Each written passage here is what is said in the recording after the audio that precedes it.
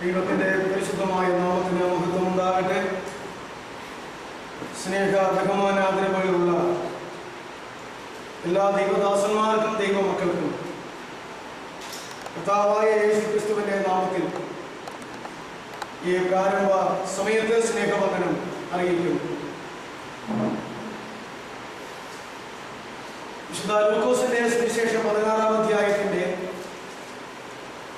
19 മുതൽ 31 വാക്യങ്ങൾ വരെയുള്ള വേദഭാഗത്തെ അടിസ്ഥാനപ്പെടുത്തിക്കൊണ്ട് ധനവാന്റെയും ലാസറിന്റെയും ഈ ലോകത്തിലെ ജീവിതത്തെക്കുറിച്ചും അതിൻ്റെ അവസാനത്തെ സംഭവമായിരിക്കുന്ന മരണത്തെക്കുറിച്ചും മരണാനന്തരം അവരനുഭവിച്ചതായ അവസ്ഥകളെക്കുറിച്ചും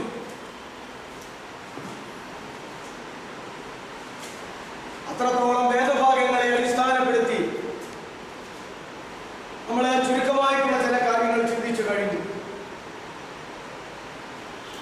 ഇത് ഉപമയല്ല, കഥയല്ല, സംഭവ ചരിത്രമാകുന്നു എന്ന് നമ്മൾ മനസ്സിലാക്കി. 13 വാക്യങ്ങൾ നമ്മുടെ കർത്താവ് ഇതിനായിട്ട് ഉപയോഗിച്ചപ്പോൾ 2 മനുഷ്യരുടെ ഈ ലോക ജീവിതത്തെ വെളിപ്പെടുത്തുവാനായി അതിൽ 3 വാക്യങ്ങൾ മാത്രം ഉപയോഗിക്കുകയും ബാക്കി മരണം ഉൾപ്പെടെ പരലോക ജീവിതത്തെ കുറിച്ച് വെളിപ്പെടുത്തുവാനായിട്ട് 10 വാക്യങ്ങൾ കർത്താവ് മാറ്റിവെക്കുകയും ചെയ്തു എന്നുള്ളത് ദൈവത്തിന്റെ സന്നിധിയിൽ ഒരു മനുഷ്യന്റെ ഈ ലോക ജീവിതത്തെക്കാൾ അവന്റെ പരലോക ജീവിതം പ്രധാനപ്പെട്ടിരിക്കുന്നു എന്നുള്ള യാഥാർത്ഥ്യത്തെ വെളിപ്പെടുത്തുന്നു എന്ന് നമ്മൾ പറഞ്ഞു. 2 മനുഷ്യരുടെ ഈ ലോക ജീവിതത്തെ വെളിപ്പെടുത്തുവാൻ 3 വാക്യങ്ങൾ എടുത്തു എങ്കിലും പാതാളത്തിലേക്ക് പോയ ധനവാന്റെ ജീവിതത്തെ വെളിപ്പെടുത്തുവാൻ 1 വാക്യവും പരദീസായിലേക്ക് മരണശേഷം കടന്നുപോയ ലാസറിന്റെ ജീവിതത്തെ വെളിപ്പെടുത്തുവാൻ 2 വാക്യങ്ങളും എടുത്തു. അപ്പോൾ പാതാളത്തിൽ പോകുന്ന മനുഷ്യന്റെ ചരിത്രത്തെക്കാൾ ദൈവത്തിന്റെ സന്നിധിയിൽ ഇരട്ടിയായിട്ടുള്ളതായ വില പരദീസായിലേക്ക് പോകുന്ന മനുഷ്യനെ സംബന്ധിച്ചുള്ളതാകുന്നു എന്ന് കർത്താവ് അതിലൂടെ വെളിപ്പെടുത്തി. ഇപ്രകാരം 3 വാക്യങ്ങൾ ഈ ലോക ജീവിതത്തെ കുറിച്ച് പറയുന്നത് മാറ്റിവെച്ചാൽ പിന്നീട് ലഭിക്കുന്ന 10 വാക്യങ്ങളിൽ പാതാളത്തിലേക്ക് പോയ ധനവാന്റെ മരണത്തെക്കുറിച്ചും പർദീസായിലേക്ക് പോയ ലാസറിന്റെ മരണത്തെക്കുറിച്ചും വെളിപ്പെടുത്തുവാൻ ഓരോ വാക്യങ്ങൾ എടുത്തു എന്ന് പറഞ്ഞാൽ അതിന്റെ അർത്ഥം ഈ ലോകത്തിൽ ധനവാനായാലും ദരിദ്രനായാലും പാതാളത്തിലേക്ക് പോകുന്നവനായാലും പർദീസായിലേക്ക് പോകുന്നവനായാലും ആര് തന്നെ ആയാലും ഒരു മനുഷ്യന്റെ ജീവിതത്തിൽ ദൈവം തമ്പുരാൻ വച്ചിരിക്കുന്ന ജനനം പോലെ പിന്നീട് മരണം പോലെ പിന്നീട് ന്യായവിധിയും ഉണ്ട് എന്ന് നമ്മൾ ചിന്തിച്ചതായിട്ടുള്ള ആ വിഷയത്തോടുള്ളതായിരിക്കുന്ന ബന്ധത്തിൽ ഒരിക്കൽ ജനനം, ഒരിക്കൽ മരണം, ഒരിക്കൽ ന്യായവിധി എന്നുള്ളത് എല്ലാവരെ സംബന്ധിച്ചും തുല്യ പ്രാധാന്യമുള്ള ഒന്നാകുന്നുവെന്ന് കാണിപ്പാൻ മരണത്തെക്കുറിച്ച് ഓരോ വാക്യങ്ങൾ മാത്രമേ കർത്താവ് സംസാരിച്ചുള്ളൂ. അവിടെ വരെ പറഞ്ഞ് ക്ലാസ് തീർന്നു എന്നാണ് എൻ്റെ വിചാരം. തുടർന്ന് നമുക്ക് പിന്നീട് പാതാളത്തിലേക്ക് പോയിരിക്കുന്ന ആ ധനവാൻ പാതാളത്തിൽ കിടന്നുകൊണ്ട് മുകളിലത്തെ പർദീസായിലേക്ക് നോക്കി അവിടെ തന്റെ വഴിവാതിക്കൽ കിടന്നതായിരിക്കുന്ന ലാസർ അബ്രാഹാമിന്റെ മടിയിൽ ഇരിക്കുന്നതിനെ സംബന്ധിച്ചും അവര് പരസ്പരം സംസാരിക്കുന്നതിനെ സംബന്ധിച്ചുമുള്ളതായ കാര്യങ്ങളാണ് പിന്നീട് ഉള്ളതായ വേദഭാഗത്ത് നമുക്ക് കാണുവാനായിട്ട് കഴിയുന്നത്. അങ്ങനെ ധനവാൻ സംസാരിക്കുന്നതും അബ്രാഹാം മറുപടി പറയുന്നതുമായിട്ടുള്ള വാക്യങ്ങൾ നമ്മൾ എണ്ണി എടുക്കുമ്പോൾ 4 വാക്യങ്ങൾ ധനവാൻ സംസാരിക്കുവാനായിട്ടും അതിന് മറുപടിയായി 4 വാക്യങ്ങൾ അബ്രാഹാം പറയുന്നതായിട്ടും അങ്ങനെ 8 വാക്യങ്ങൾ കൊണ്ട് ആ വേദഭാഗം അവസാനിക്കുന്നതായിട്ട് നമുക്ക് കാണുവാനായിട്ട് കഴിയും.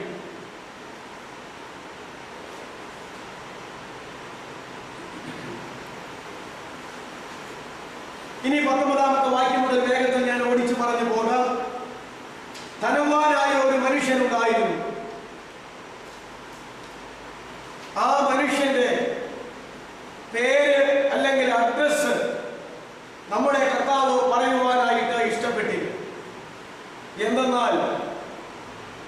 ദൈവത്തെ അനുസരിക്കാതെ, ദൈവവചനം അനുസരിക്കാതെ ജീവിതത്തിൽ മാനസാന്തരത്തിന് അവസരമുണ്ടാകുമ്പോൾ മാനസാന്തരത്തെ തള്ളിക്കളഞ്ഞ് മനഃപൂർവമായി പാതാളത്തിലെ വേദനകൾ അനുഭവിക്കാൻ യാതനാസ്ഥലത്തേക്ക് കടന്നു പോകുന്ന ആളുകളുടെ അഡ്രസ് കർത്താവിനെ സംബന്ധിച്ചിടത്തോളം ഒരു പ്രസക്തിയുമില്ല.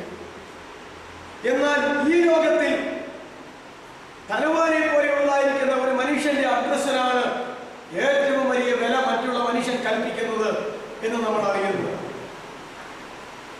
ധനവാന്റെ ജീവിതത്തെ കുറിച്ച് അവിടെ പറഞ്ഞു വരിയിരിക്കുന്നത് ധൂമ്ര വസ്ത്രവും പട്ടും ധരിച്ചിട്ട് ദിനം പ്രതി ആഡംബരത്തോടെ സുഖിച്ചുകൊണ്ടിരുന്നു എന്ന്. വസ്ത്രധാരണം എങ്ങനെയായിരുന്നു എന്ന് പറഞ്ഞിട്ടുണ്ട്. ദിവസം പ്രതിയുള്ള ജീവിതം എങ്ങനെയായിരുന്നു എന്ന് അവിടെ പറഞ്ഞിട്ടുണ്ട്. അതിന് തക്കവണ്ണം ഈ ലോകത്തിൽ വസ്തുവകകൾ അവനുണ്ടായിരുന്നു, എല്ലാവിധമായിട്ടുള്ള സൗകര്യങ്ങളും ഉണ്ടായിരുന്നു. എങ്കിലും ധൂമ്ര വസ്ത്രവും പട്ടും ധരിച്ച് ദിവസം പ്രതി ആഡംബരത്തോടെ സുഖിച്ച് അവൻ ജീവിച്ചുകൊണ്ടിരുന്നു. അങ്ങനെ ജീവിക്കാൻ വകയുള്ളവൻ അങ്ങനെയാകാം. പക്ഷേ അതൊന്നും നിത്യതയെ അവനെ കൊണ്ട് എന്ന് സ്വർഗീയമായ അവൻ അനുഭവത്തിൽ അവനെ ആക്കുകയില്ല എന്നുള്ളത് നമ്മൾ മനസ്സിലാക്കേണ്ടതാണ്. അടുത്തത് ലാസർ എന്ന പേരുള്ള ദരിദ്രൻ. ദരിദ്രനായ ഒരു മനുഷ്യനുണ്ട്, അവന്റെ പേര് ലാസർ എന്നായിരുന്നു എന്ന് കർത്താവ് പറഞ്ഞിട്ടുണ്ട്. ദരിദ്രനായാലും ലോകത്തിലെ ഒന്നുമില്ലെങ്കിലും പരദീസായിലേക്കും പിന്നെ സ്വർഗരാജ്യത്തിലേക്കും പോകുന്നവന്റെ അഡ്രസ് സ്വർഗത്തിൽ വളരെ വ്യക്തമായി രേഖപ്പെടുത്തിയിട്ടുണ്ട്. അതുകൊണ്ട് അവന്റെ പേര് പറയുവാൻ തക്കവണ്ണം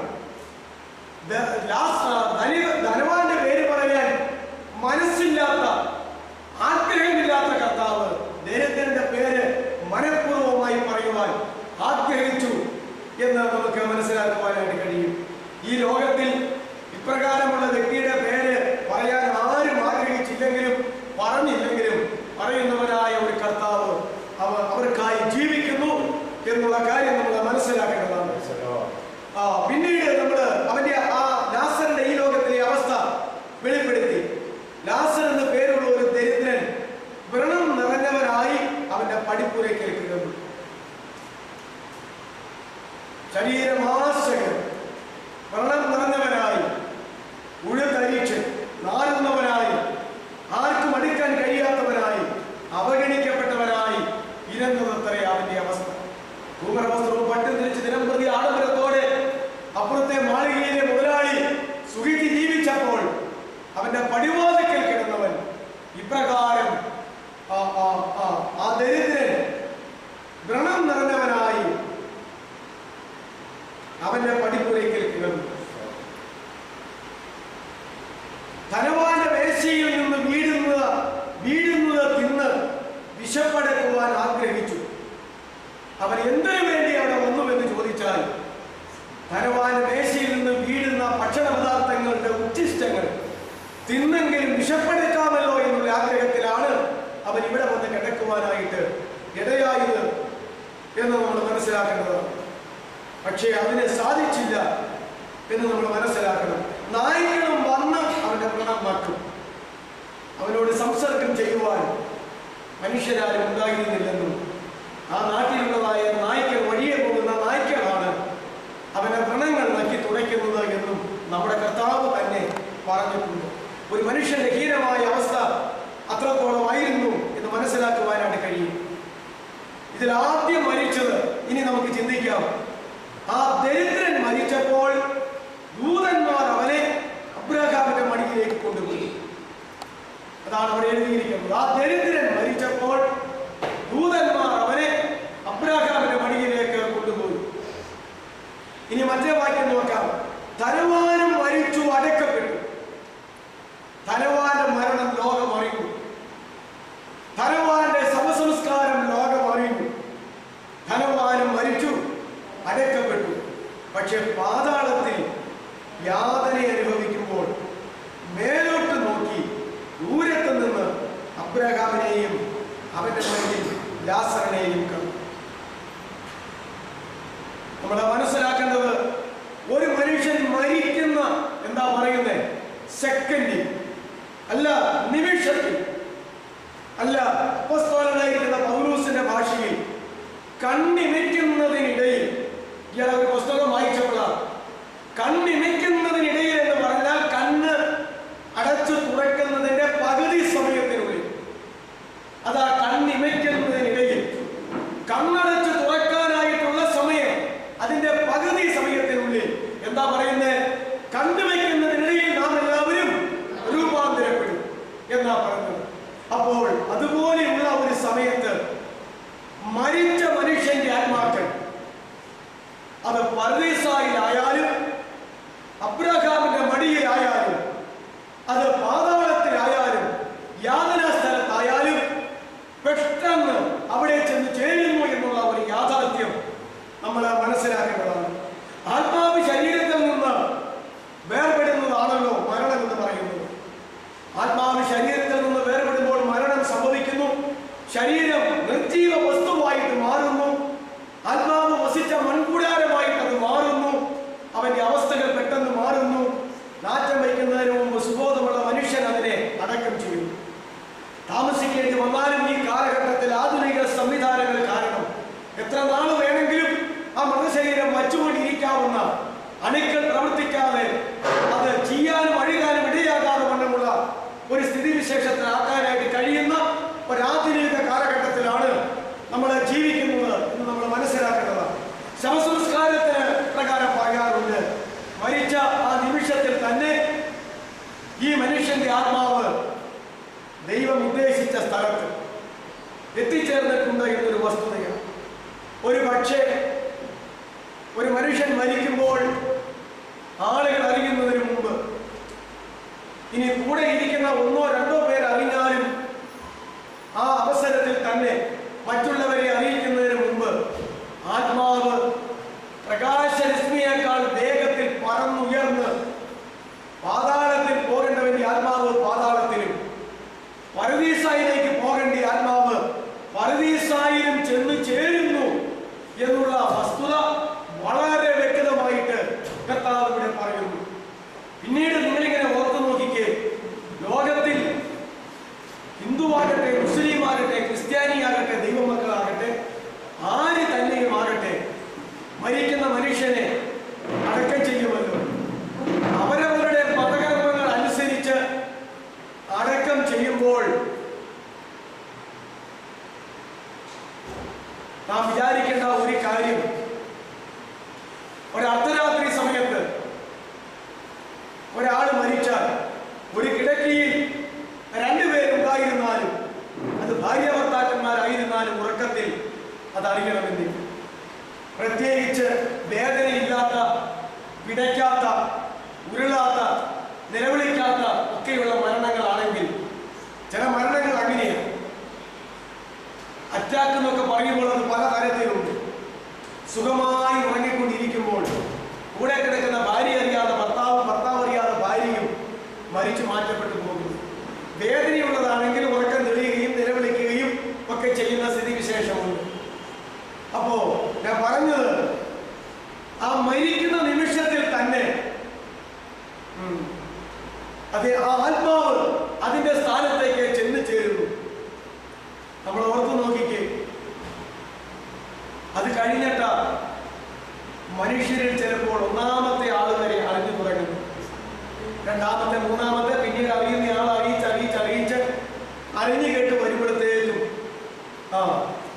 പിന്നെ എത്രയോ സമയം കഴിഞ്ഞ അവരവരുടെ മതകർമ്മങ്ങൾ അനുസരിച്ച് ഈ വ്യക്തിയെ പ്രാർത്ഥിച്ചടക്കുന്നത്, ഈ പ്രാർത്ഥനകളെല്ലാം ചൊല്ലിക്കൊണ്ടിരിക്കുമ്പോഴും ഇതിനെല്ലാം മുമ്പായിട്ട് മോർച്ചറിൽ ഫ്രീസറിലൊക്കെ ഇരിക്കുന്നതാണെങ്കിൽ ആഴ്ചകളൊക്കെ കഴിയും.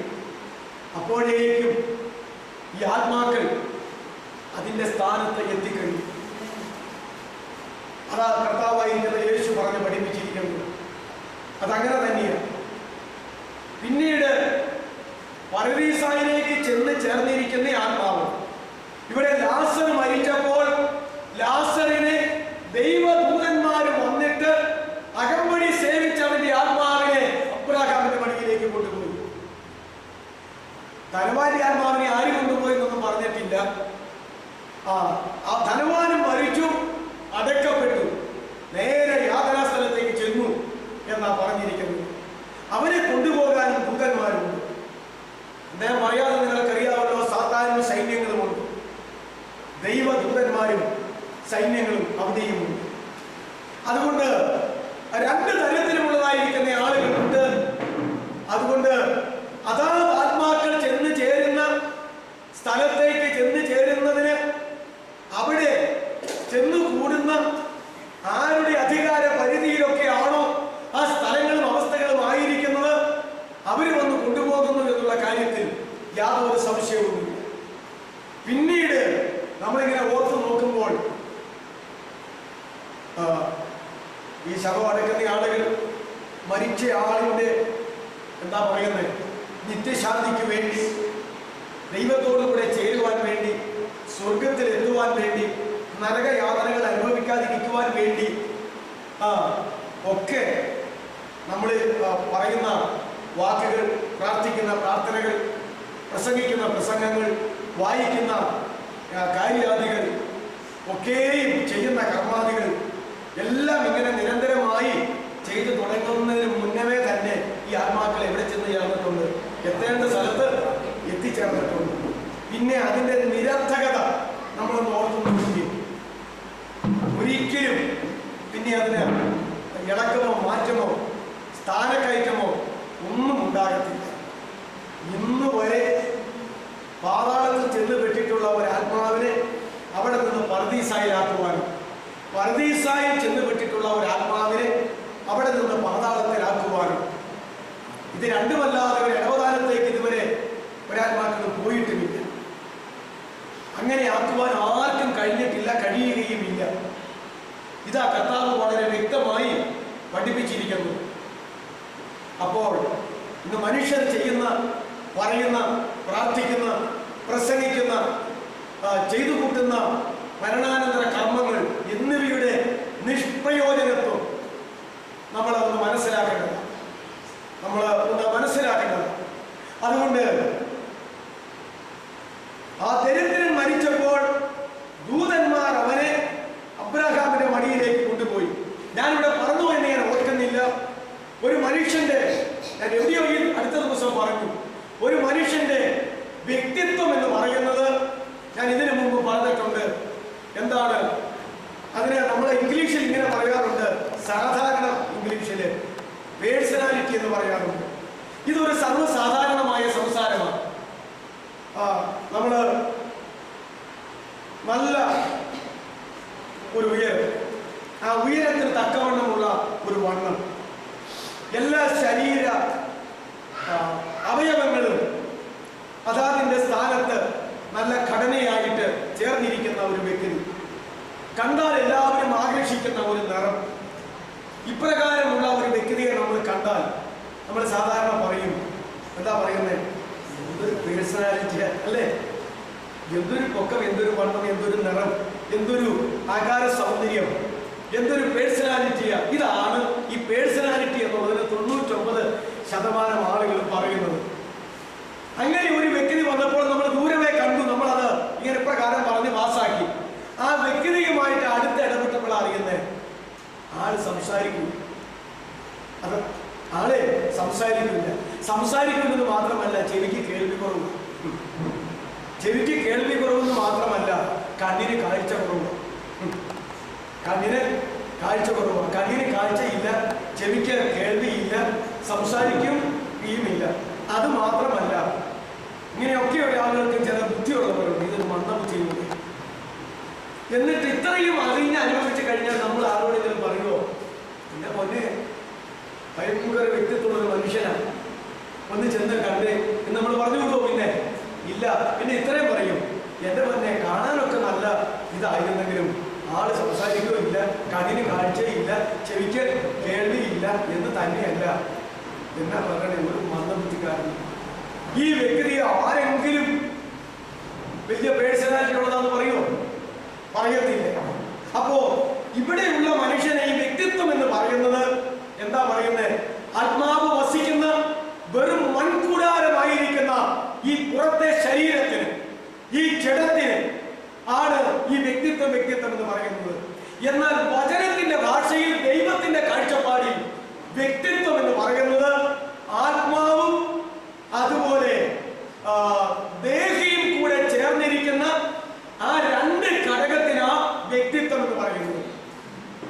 വ്യക്തിത്വം എന്നാ പറയുന്നത്. ഒരു മനുഷ്യൻ മരിച്ചു കഴിയുമ്പോൾ അവൻ അല്ലെങ്കിൽ അവന്റെ ആത്മാവ് എന്ന് പറയുമ്പോൾ, ഇപ്പൊ മരിച്ച ധനവാന്റെ ആത്മാവ് പാതാളത്തിൽ പോയി എന്ന് പറഞ്ഞാൽ അവന്റെ ആത്മാവും അവന്റെ ദേഹിയും കൂടെ ആകുന്ന ആ വ്യക്തിത്വം അങ്ങോട്ട് പോയത്. അതാണ് വ്യക്തിത്വം. ഇപ്രകാരം ലാസർ മരിച്ചു കഴിഞ്ഞപ്പോൾ അബ്രാഹാമും മറിയയിലേക്ക് പോയെന്ന് പറയുമ്പോൾ രണ്ടുപേരുടെയും ജഡം ഇവിടെ കിടപ്പുണ്ട്, ആത്മാവസിച്ച മൺകൂടാരം ഇവിടെ കിടപ്പുണ്ട്. ഒരാളെ അടക്കി ഒരാളെ അടയ്ക്കുകയോ അറിയത്തില്ല. അടക്കാൻ മാംസോമിച്ച് അധികം കാണാൻ സാധ്യതയില്ല ലാസറിനെ സംബന്ധിച്ചിടത്തോളം. എന്നാൽ ആ ലാസറിന്റെയും ആത്മാവും അവന്റെ ദേഹിയും കൂടെ ചേർന്ന് ആ വ്യക്തിത്വമാണ് അങ്ങോട്ട് പോയത്. അത് നമ്മുടെ ഈ ശരീരത്തിന്റെ കണ്ണുകൊണ്ട് കാണാനായിട്ട് പറ്റത്തില്ല ആ വ്യക്തിത്വം പോകുന്നത്. എന്നാൽ ആ വ്യക്തിത്വം ജീവനുണ്ട്, ആ വ്യക്തിത്വത്തിന് കാണാൻ കഴിയും, ആ വ്യക്തിത്വത്തിന് സംസാരിക്കാൻ കഴിയും, ആ വ്യക്തിത്വത്തിന് ചിന്തിക്കാൻ കഴിയും, ആ വ്യക്തിത്വത്തിന് വികാരങ്ങൾ ഉണ്ട്, നിലവിളിക്കാൻ കഴിയും, പ്രാർത്ഥിക്കാൻ കഴിയും, അപേക്ഷിക്കാനായിട്ട് കഴിയും, കാണാനായിട്ട് കഴിയും എന്നുള്ളത് നമ്മൾ മനസ്സിലാക്കേണ്ടതാണ്. ജീവനോട് ഇരുന്നപ്പോൾ നമുക്ക് ഓരോരുത്തർക്കും ചെയ്യാൻ കഴിയുന്ന കാര്യങ്ങൾ ആ വ്യക്തിത്വത്തിന് ഇപ്രകാരമുള്ള കാര്യങ്ങൾ ചെയ്യാനായിട്ട് കഴിയും. എന്നാൽ ഈ കിടക്കുന്ന ധനവാന്റെ മൃതശരീരത്തിനും ഈ കിടക്കുന്ന ലാസറുടെ മൃതശരീരത്തിനും ഒന്നും കഴിയുന്നില്ലല്ലോ. അത് കാണുന്നില്ല, അത് കേൾക്കുന്നില്ല, അത് സ്പർശിക്കുന്നില്ല, അത് സംസാരിക്കുന്നില്ല, അതൊന്നും ചെയ്യുന്നില്ല. മിനിറ്റുകൾ മണിക്കൂറുകൾ കഴിയുന്നോറും ആ ശരീരം ജീർണിക്കാനായിട്ട് തുടങ്ങുന്നു, നാറ്റം വയ്ക്കാനായിട്ട് തുടങ്ങുന്നു. ഏത് വിധേനയും ഈ രണ്ടെണ്ണത്തിനെയും മണ്ണിൽ മറവ് ചെയ്യാനായിട്ട് മനുഷ്യർ തത്രപ്പെടുന്നു. അത് അപ്രകാരം സംഭവിക്കുന്നു. അതുകൊണ്ട് വ്യക്തിത്വം എന്ന് പറയുന്നത് ഇതാകുന്നു എന്ന് നമ്മൾ മനസ്സിലാക്കേണ്ടതാണ്. സാധാരണ രീതിയിൽ ആത്മാവ് ശരീരത്തിൽ നിന്ന് വേർപെട്ടു, ആത്മാവിന്റെ വഴിക്ക് പോയി എന്ന് ഇങ്ങനെ പറയും. ശരീരത്തെ ഇവിടെ കിടക്കുന്നു. പിന്നെ ദേഹിയുടെ കാര്യം ആരും പറയാറില്ല. ശ്വാസം, പ്രാണൻ, അതെന്നാ ചെയ്യുന്നത്? ശ്വാസം എങ്ങോട്ടാ പോയത്? ആ അവസാനത്തെ ശ്വാസം വലിച്ചു വിട്ടപ്പോഴും ആ ശ്വാസം എങ്ങോട്ടാ പോയത്? ഈ അന്തരീക്ഷത്തിലേക്ക് അങ്ങ് പോയിട്ടുണ്ട്. ഈ ശ്വാസം ഈ അന്തരീക്ഷത്തിലേക്ക് പോയിട്ടുണ്ട്, ഈ വായുവിലേക്ക് അങ്ങ് പോയിട്ടുണ്ട്. അങ്ങനെയല്ലേ? ഈ ശ്വാസം ഇങ്ങനെ വലിച്ചു വിട്ട് അവസാനം വിട്ട് കഴിഞ്ഞിട്ട് പിന്നെ ശ്വസിക്കാതെ വരുമ്പോഴാണല്ലോ മരിക്കുന്നത്. ആ ശ്വാസം ഇവിടെ അങ്ങോട്ട് ലയിച്ചു. എന്നാൽ പൗലോസ് പറഞ്ഞു, ഞാൻ എന്റെ പ്രാണനെ വിലയേറിയതായി എണ്ണുന്നില്ല എന്ന് പറഞ്ഞപ്പോൾ ശ്വാസത്തെ അല്ല, അവന്റെ വ്യക്തിത്വത്തെ, ഈ ദേഹത്തെ അല്ല, ആത്മാവും ദേഹിയുമാകുന്ന വ്യക്തിത്വത്തെയാണ് അവിടെ പ്രാണനെന്ന് ഉദ്ദേശിച്ച് പൗലോസ് പറയുന്നത്. ജീവൻ എന്നും ഒരർത്ഥം വരും എന്ന് മാത്രമേ ഉള്ളൂ. അതുകൊണ്ട് ഇതാ വ്യക്തിത്വം എന്നുള്ളത് നമ്മൾ മനസ്സിലാക്കേണ്ടത് വളരെ ആവശ്യമായിരിക്കുന്നു. തുടർന്ന് നമുക്ക് ഇപ്രകാരം വായിക്കാം, ധനവാനും മരിച്ച് അടക്കപ്പെട്ടു. ഈ സദൃശവാക്യത്തിലാണോ സഭാപ്രസംഗിയിലാണോ? ഒരു നല്ല ശവസംസ്കാരം ലഭിക്കാതെ പോകുന്ന ആള് ഗർഭത്തിൽ അലസിപ്പോകുന്ന പിള്ള പോലെയാണ്. അങ്ങനെ ഒരു വാക്യമുണ്ട്. ശലോമോൻ പറഞ്ഞതാണ്. സഭാപ്രസംഗിയിലാണോ സദൃശവാക്യത്തിലാണോ എന്നെനിക്കറിയത്തില്ല. പിന്നെ ഉത്തമഗീതമുണ്ട്, അതിനകത്തല്ല. ഇങ്ങനെ എവിടെയോ ഒരു വാക്യമുണ്ട്, എടുക്കണമെന്നില്ല. നിങ്ങളത് അറിഞ്ഞിട്ടുണ്ടല്ലോ. അത് സഭാപ്രസംഗിയിലാകാൻ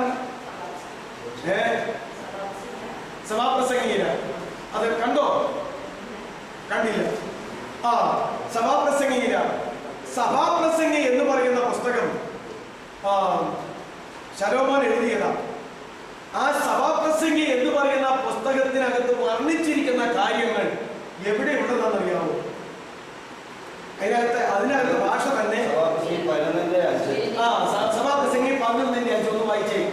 കാറ്റിന്റെ ഗതി എങ്ങോട്ടെന്നും ഗർഭിണിയുടെ ഉദരത്തിൽ അസ്ഥികൾ ഉരുവായിരിക്കുന്നത് എങ്ങനെയെന്നും ഗർഭിണിയുടെ ഉദരത്തിൽ അസ്ഥികൾ ഉരുവായിരിക്കുന്നത് എങ്ങനെയെന്നും അറിയുന്നത് പോലെ നീ അറിയാത്തത് പോലെ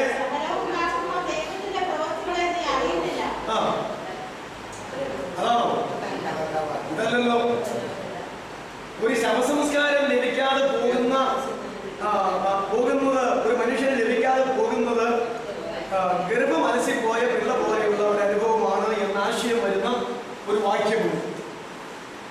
അതിപ്പോ എടുക്കണ്ട, ഞാൻ പറഞ്ഞത്. അപ്പോ ശവസംസ്കാരം ലഭിക്കാതെ പോയാൽ ആ ആൾ എങ്ങനെ ഇരിക്കുമെന്നാണ് ഉദ്ദേശിക്കുന്നത്. ഒരു സ്ത്രീയുടെ ഗർഭത്തിൽ പ്രസവിക്കുന്നതിന് മുമ്പ്, ഏതെങ്കിലും ഒരു കാലഘട്ടത്തിൽ, പ്രസവിക്കുന്നതിന് മുമ്പ് ജീവിക്കാൻ കഴിയാത്ത ഒരു കാലഘട്ടത്തിൽ ഗർഭം അലസിപ്പോയി അബോർഷനായി പോകുന്നതിന് തുല്യമാണ് എന്നായി പറഞ്ഞു വരുന്നത്.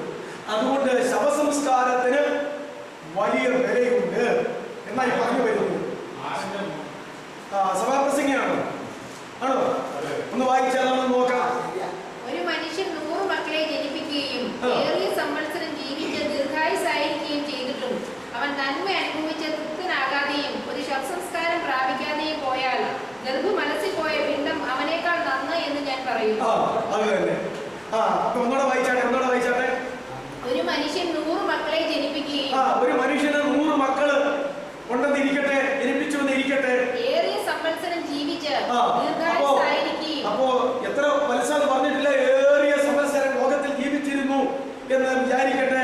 വീണ്ടും നന്മ അനുഭവിച്ച തൃപ്തനാകാതെയും. എന്നാൽ ആ മനുഷ്യൻ അനുഭവിക്കേണ്ടിടത്തോളം നന്മകൾ അനുഭവിച്ച് തൃപ്തി വരാതെ ഇരിക്കുന്നു എങ്കിൽ, കേട്ടോ, ഇതാണ് വിഷയം. അവിടെയാ ഈ ആശയത്തിന്റെ വ്യത്യാസം.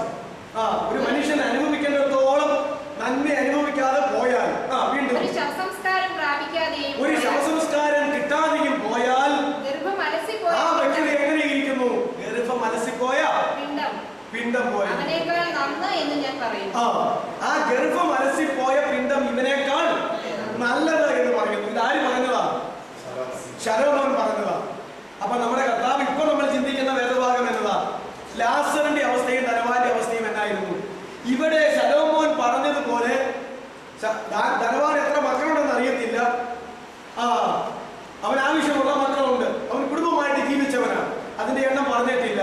ഈ ലോകത്തിൽ അനുഭവിക്കാവുന്ന നന്മകൾ മുഴുവൻ ആര് അനുഭവിച്ചിട്ടുണ്ട്? ഇവൻ അനുഭവിച്ചിട്ടുണ്ട്. ഇവനൊരു ശവസംസ്കാരം കിട്ടിയോ? അതല്ലേ മരിച്ചു, ഇവിടെ തന്നെ എന്ത് ചെയ്തിട്ടുണ്ട്? അടക്കപ്പെട്ടു എന്ന് പറഞ്ഞിട്ടുണ്ട്. മരിച്ചു, ശവസംസ്കാരം മറന്നു എന്നാണ് ഇവിടെ പറഞ്ഞിരിക്കുന്നത്. ഇങ്ങനെയൊക്കെയാണെങ്കിലും ഈ പുള്ളി എങ്ങോട്ട് പോയെന്നാണ് കർത്താവ് പറഞ്ഞത്?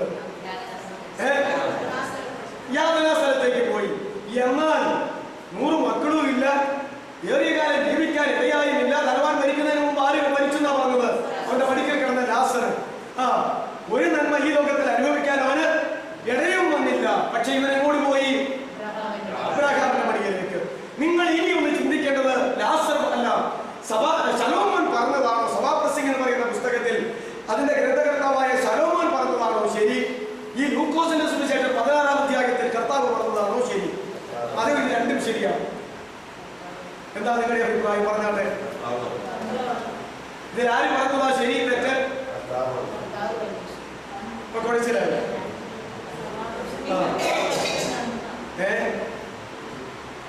കർത്താവ് പറഞ്ഞതാണോ ശരി തെറ്റ്?